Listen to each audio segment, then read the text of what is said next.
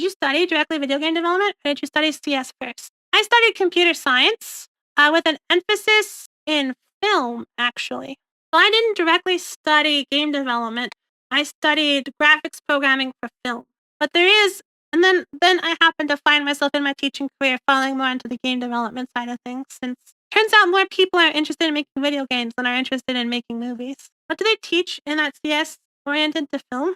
Um, there's a lot less emphasis on gameplay stuff, and you have a lot more time. Because think about it.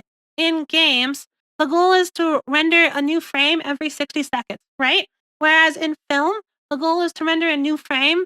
I don't know. It doesn't really matter how long it is. Like a lot of the Pixar movies can take a whole day to render one frame. So in games, we use a lot of what's called rasterization, where we take triangles and we convert them into pixels.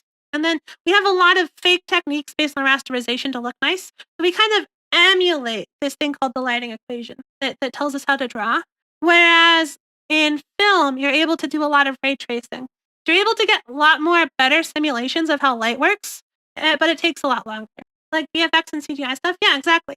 Although just describing visual effects and computer-generated imagery, it's applied to both. But games have more of a focus on game design, right? So what makes a game fun and having to do things fast. So we had to do a lot of approximations in games, whereas in film, you don't like care at all about what makes a game fun, and you don't care at all about how long you're taking to render. I mean, you do a little bit, right? Because if you take like a week to render a frame, the people at Disney probably aren't happy with you, but your constraint isn't as intense as it is with a game. If that makes sense.